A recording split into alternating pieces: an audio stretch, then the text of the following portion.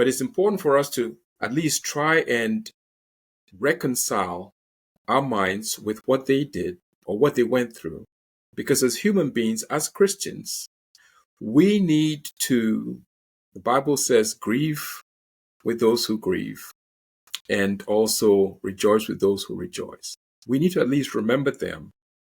And we need to do what we can to then reconcile, especially black and white in this country, so that we're no longer looking over each other's shoulders, so to speak. And I think it goes to commemoration. That's why it's important to remember these people, remember their stories, read their stories, write about them.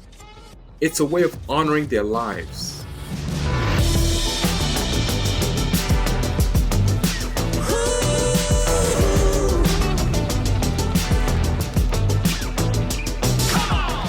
Hello and welcome to the Kill the Dragon podcast. I'm your host, Gunnar Akridge, and the author of the book by the same title, Kill the Dragon, Reclaiming Your Life from the Dark Side of Religion.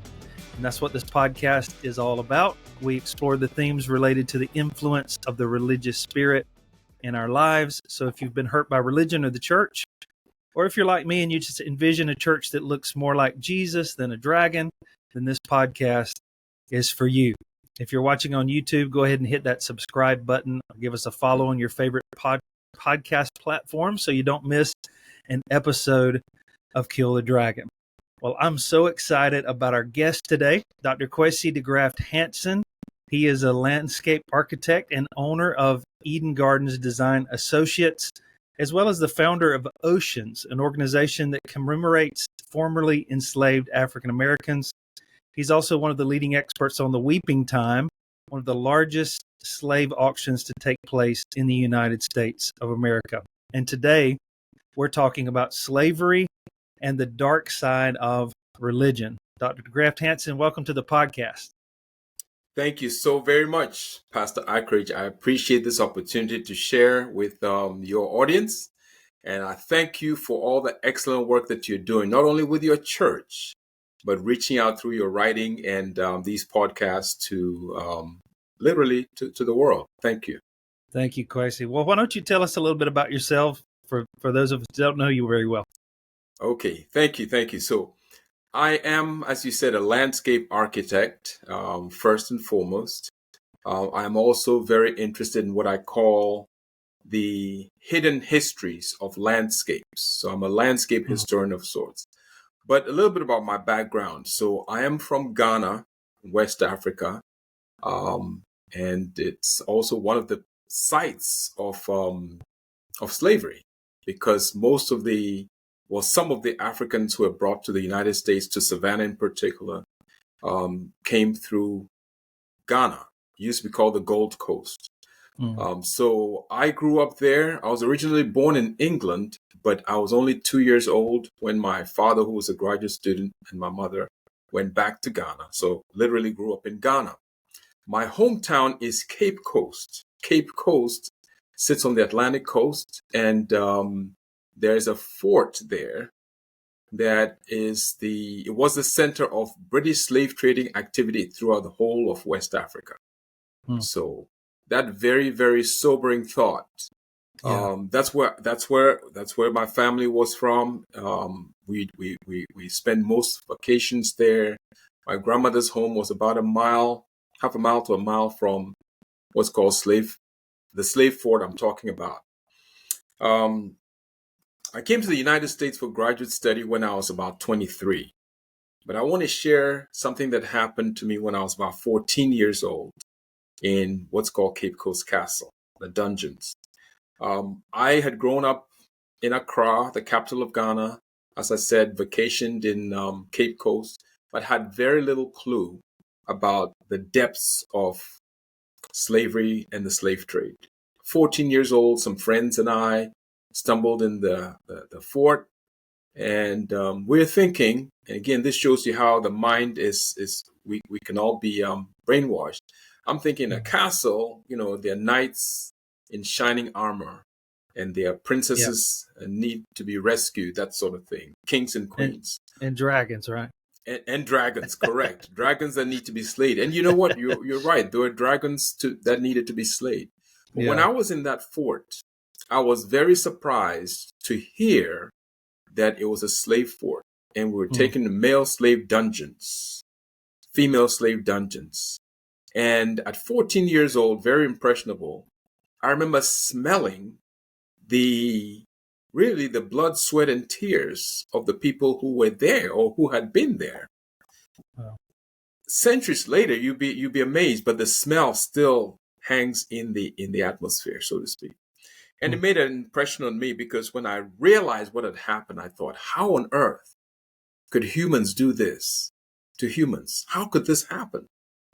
Anyway, so of course, school had to be finished and all that. I did college in Ghana, studied geography, and then came over to University of Georgia here in the U.S.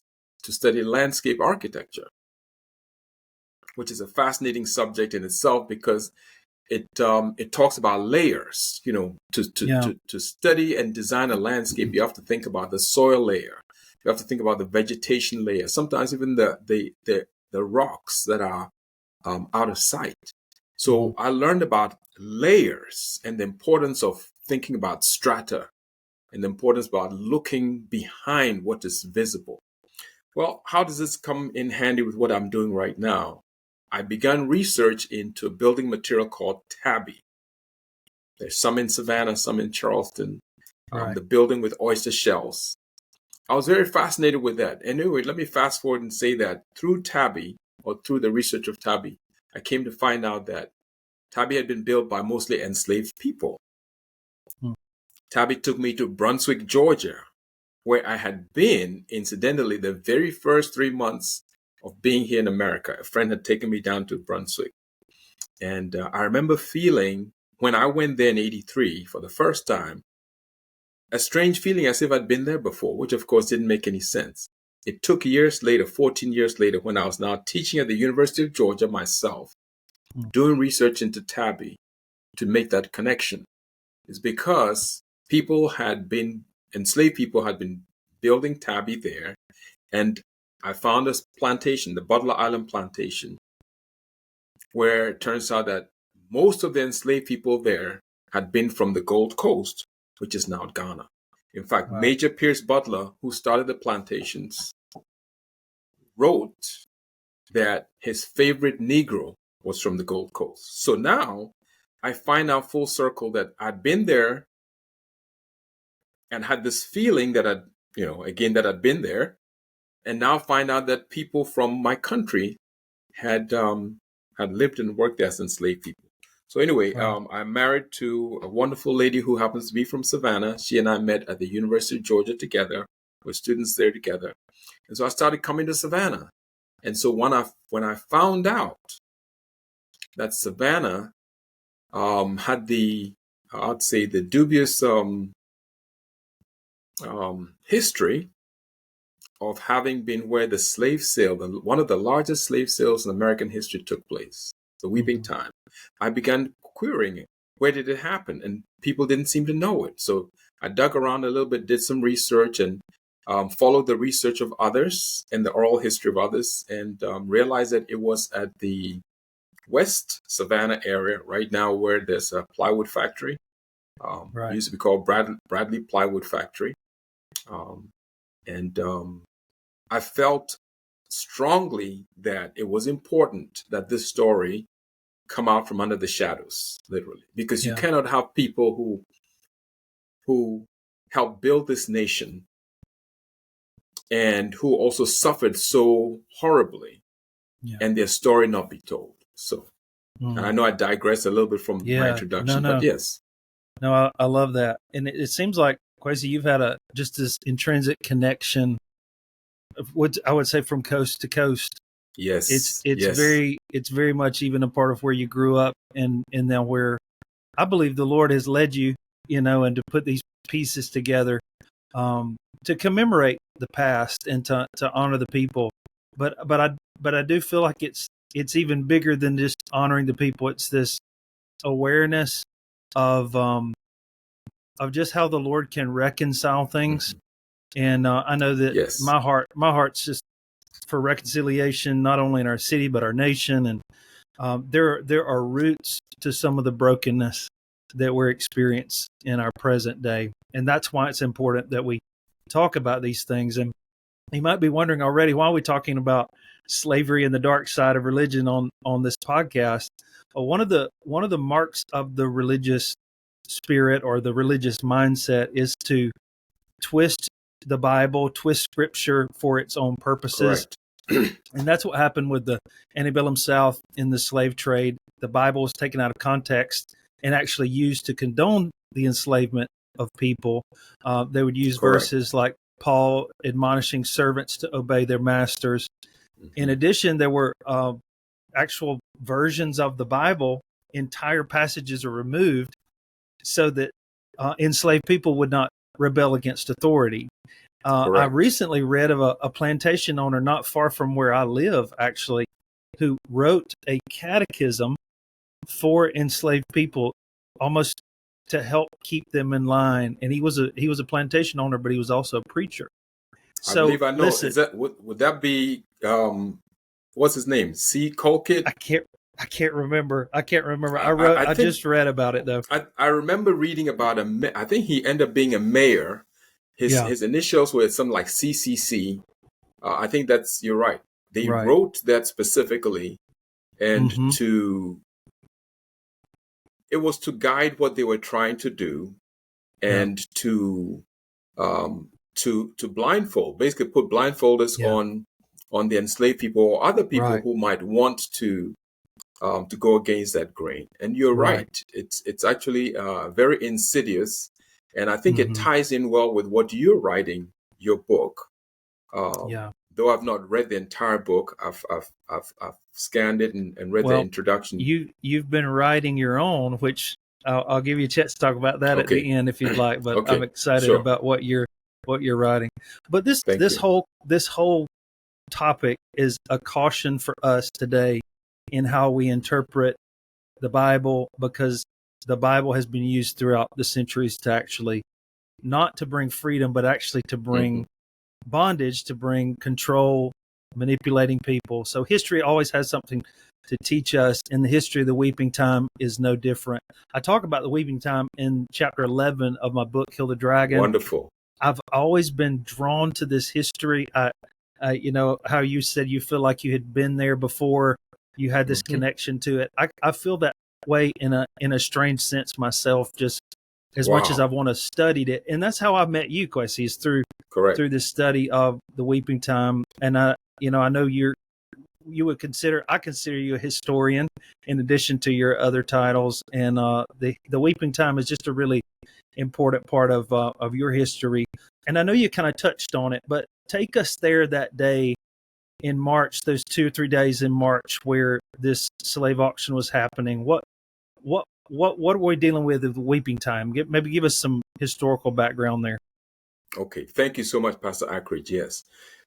So for those who may never have heard of it or may have only heard snippets of it, so the weeping time refers to, as you said, March 2nd and 3rd of 1859 specifically. So in Savannah on those 2 days, again, March 2nd and March 3rd, 1859, one of the largest sales or slave auctions of enslaved people happened in Savannah. The people were brought actually from Darien, Georgia, about an hour south of Savannah.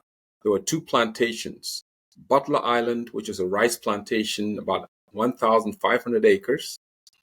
It's in the Altamaha River estuary, and about a few miles downriver, Hampton Plantation. It's a cotton plantation, 1,600 acres on the north end of St. Simon's Island. Hmm. They were both owned by the Butler family.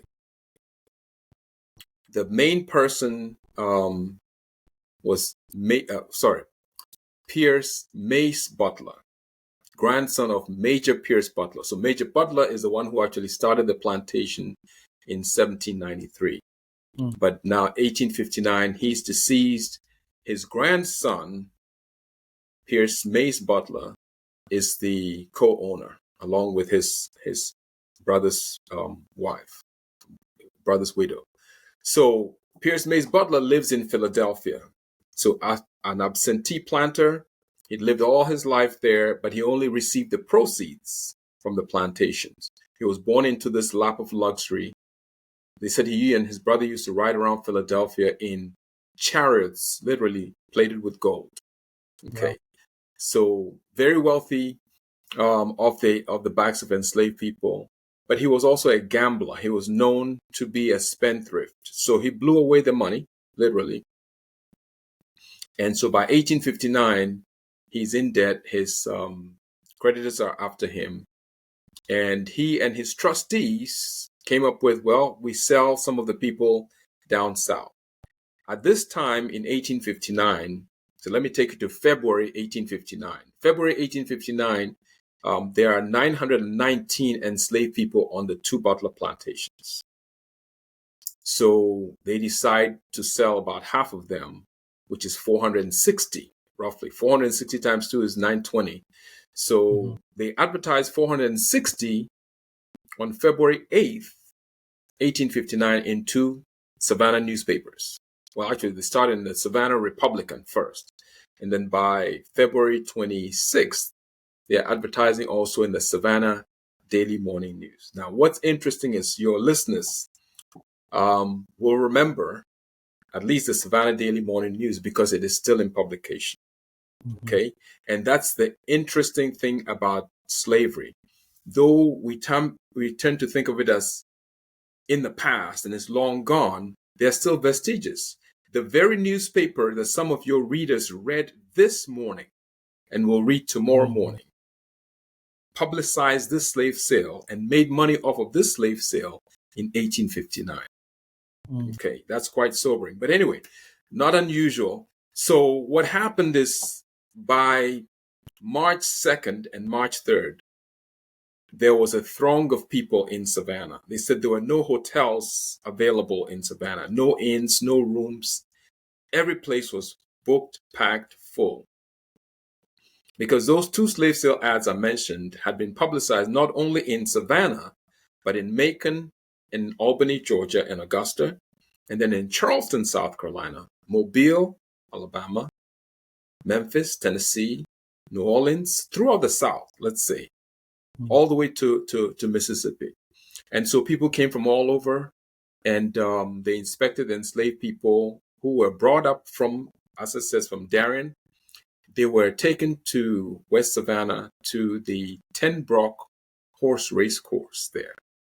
It's somewhere at the intersection of Augusta Avenue, 516, Bay Street, that area near Louisville Road. So that's where the horse race track was. They were taken there, kept in horse stalls. Your audience can imagine that, being in horse stalls. Of course, it smells horrible. It's cold. Anyway, on March 2nd and 3rd, 1859, when the slave sale happens, it's raining. Savannah went to sleep on March 1st, and there was a little bit of moisture in the air, but morning time, 2nd of March, it was raining. It rained all day, and it actually postponed the event, which was supposed to start at 10 a.m. It ended up starting at 11 a.m. It rained all day, the 2nd of March, all day, the 3rd of March. And it stopped on the 3rd of March only after the last person had been sold, had stepped down from the auction block, so to speak. And the skies cleared up, the rain stopped. So the enslaved people stated that God must have been weeping because of the atrocity of them being sold. It's important also to mention some of the people. We've already mentioned that the person who was behind the slave sale was Pierce Mays Butler because of his gambling debts. But we also have to mention Joseph Bryan, who was the slave broker. He had offices on what's now Johnson Square in Savannah. In fact, that used to be where he used to keep enslaved people there in a building, had a dungeon below it. And they used to sell people in Johnson Square. But of course, for that slave sale, they deemed Johnson Square not large enough. And that's how come it went to the 10 race course. Yeah. So, and last thing I'll say, so after this slave sale, people were scattered throughout the American South. And that is one of well, the pain of being sold is one. Yeah. But the pain of descendants today is that many do not know they're connected to that event, or if they're connected to the event, don't know how to start to find their relatives. I think I'll leave that there for a minute. Yeah. Wow. I know I've, in my study and just reading and actually hearing you talk about this event, you know, we hear stories like this. I think you mentioned to me one time that the weeping time is probably the most historical, like we have the most historical documentation by far from a lot of the other auctions that took place in the United States. Therefore, we have a lot Correct. of names. We know, we can tell by ages and family units what kind of trauma was taking place that day. It wasn't that Correct. people were just being sold, which is horrible enough, but families were being torn apart. Can you maybe give us some insight into some of the people that were sold that day? Like just maybe even personalize it for us so that we get to know these people. Thank you. Okay, well, we can again, and I'm glad you're helping us personalize it, because a lot of times we think in terms of just the numbers. Right. Certainly. It just seems so far removed. Correct. I love what you said about the newspaper, is that it's not that far away in our history, and these are real people, real events. So continue. So let's start with the numbers again. So 460 advertised, they pared it down to 440, and 436 were advertised in a catalog, a slave sale catalog that was handed out to those who came to buy. And we're fortunate that that catalog, at least some vestiges of it, remain. I found a copy of it in the Historical Society of Pennsylvania, all the way in Philadelphia. It's not complete. I'd say about 95% complete, but some of the pages have been molded over, so the names are all blacked out and you can't see. But we're fortuitous, or fortunate, I should say, that document exists. It shows the names, as you said. The very first family, for instance, is a family of 4. The gentleman's name is George, so he's listed as George, and I believe he's a cotton worker. It says he's, and I'm paraphrasing, I'm just trying to remember it, but George was a cotton worker in his prime, 29 years old. And then his wife was a rice worker. She's 27 years old. Then they have 2 children, George, who's, I believe, 6 years old, and a 2-year-old son. But so here's a family. Now, fortunately, a family like that would have been sold intact to another slaveholder somewhere. But there are many others who were sold apart. And let me tell the story, as you prompted, of at least one. There was a young man who was betrothed to a young woman. The woman is called Dorcas, and he was Jeffrey. So on the plantation, days before, they had no clue that they were going to be sold. So one day, there's like, hey, we're going to Savannah. They'll put on ships or trains from there and brought up here. And at that point, they know they're going to be sold. This is a very, very, very, very touching story, because it shows the depths of the depravity that slavery was and what it did to human beings. So on the very first day, Jeffrey was sold. So he's sold to a gentleman, I don't know where, but let's say he's going to Alabama. Now, imagine Jeffrey, he has to go to his new master, so to speak, and plead with him. What does Jeffrey want? He wants nothing but to be with the love of his life. This girl that he has adored and loved, courted on the plantation. Now, being enslaved is horrible, but to have your heart knit with someone else, well, is the best you can in that horrible situation. Yeah. So now he goes to this guy and says, Master, please buy Dorcas. And of course, he's like, what do you mean? I'm about my own business here. Master, please buy Dorcas. Please buy Dorcas. She's a good worker. Master, she can do a heap of work. We together we will give you children. We will give you plenty of new of course he'd use the N-word, right? Babies. Yeah. Think about that. Think about the human dignity or indignity. Yeah. Having to plead for someone to buy your loved one as an enslaved person. But he did that because what else could he do? So the man then says to him, all right, I'll see what I can do. So that night, the night of March 2nd, 1859, your audience can imagine the dreams or the nightmares that perhaps Jeffrey has, torn between hope and fear. What if he, we can only imagine that. So then the next morning they wake up, it's still raining, it's still cold. But Jeffrey's heart is not cold. His heart is warm with love. He's hoping against hope that this man will buy his beloved so that they can all go to wherever the new plantation is. Wherever the hell is, we're going together. Mm-hmm.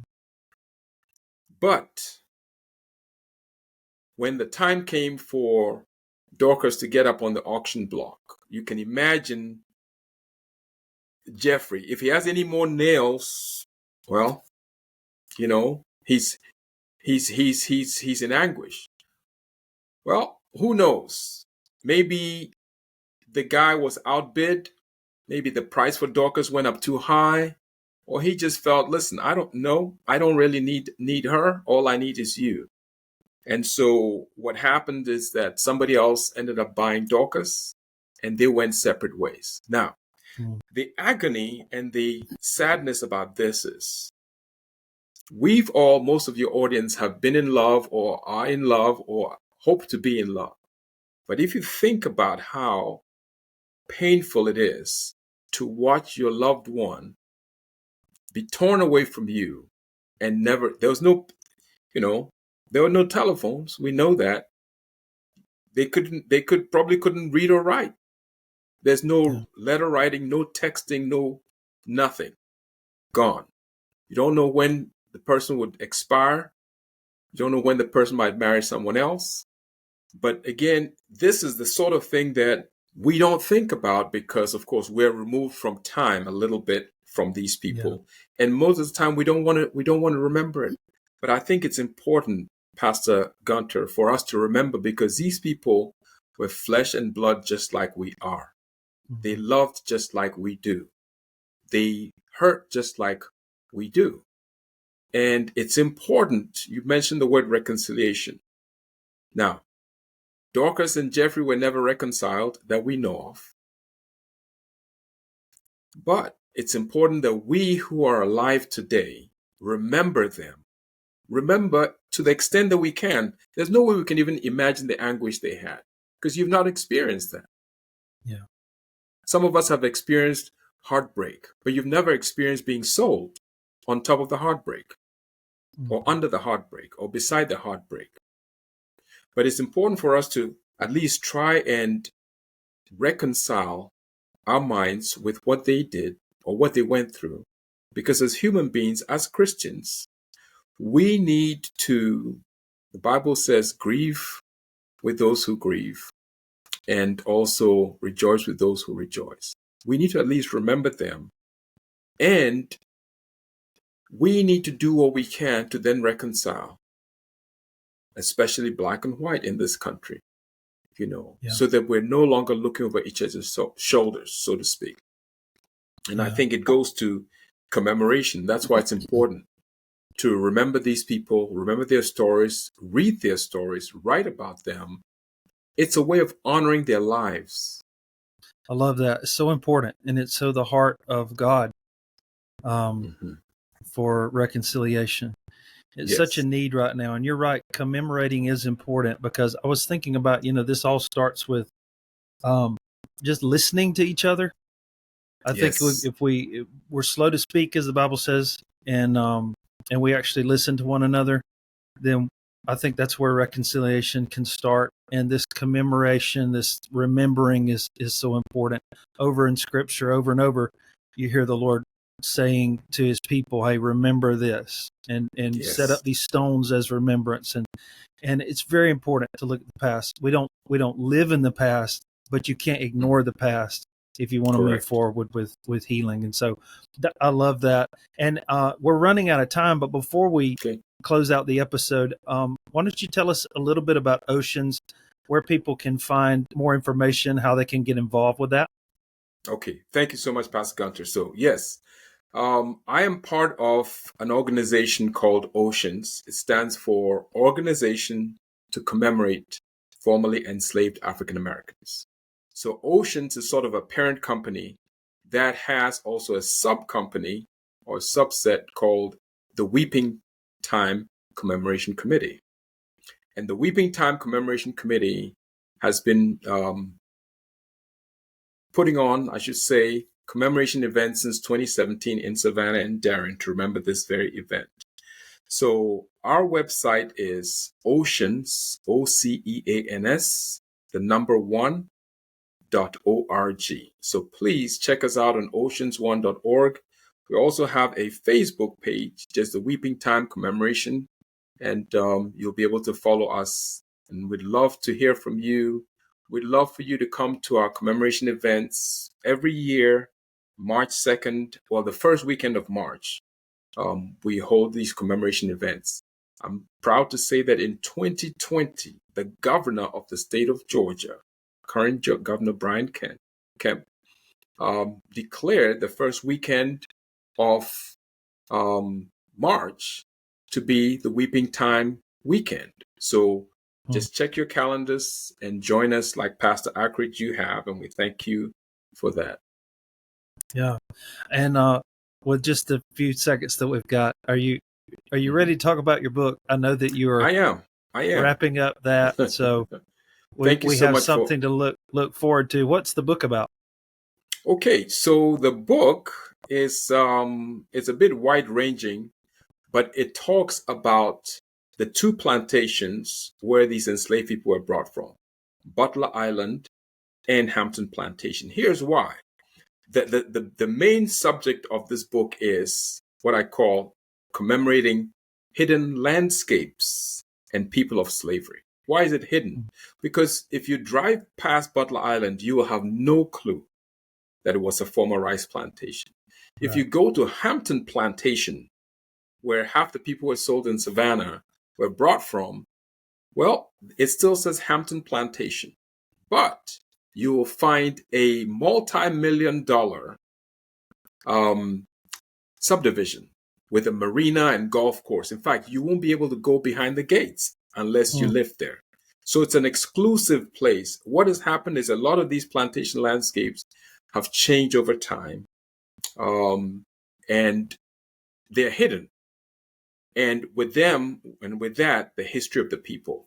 So the book, I tried to bring back some graphic images of what the plantation looked like, and so that we can tell the stories. So we do that for Butler Island Plantation, Hampton Plantation, and also the race course where they were sold in Savannah. Because again, you drive by there, most people have no clue. Yeah. And so the idea is you recreate these places so that they can become places of commemoration for the people. I say basically if you build a platform or a stage, then the actors come onto the stage and you can see them and talk about them, and they can talk about their event. So that's what the book is about. And a little bit more woven in with some other discoveries, my own personal discovery and so on. So yeah, I cannot wait. I cannot wait to read it. A little bit of a history buff. I know we got some history people watching, but even if you're not a history buff, it's going to be a great book. So that's all the time we have. I wish we could talk for a few more hours, which we have, just me and you personally, but I don't know that our listeners have time for that today. So thank you so much for being on the show. It was an honor. Pastor Gunter, thank you very much. Thank you. Well, thank you guys for listening to the podcast today. I hope this has helped you move forward in your own journey of slaying the dragon in your life. I'd love it if you leave a review. It helps people find the podcast. And don't forget to follow the show so you never miss an episode. And if you're interested in a deeper dive into the content, you can find my book, Kill the Dragon, on Amazon, Audible, or wherever books are sold. For more information or the resources, or to contact us directly, you can find us at killthedragonbook.com. Again, a very special thanks to our guest today, Dr. Kwesi Degraft-Hanson, and a shout out to Joel Auger, who wrote and recorded our theme song, Slaying Dragons, that you're hearing right now. You can find his music on Apple Music, Spotify, or wherever you get your tunes. So thanks again for listening, and we'll see you next time on Kill the Dragon.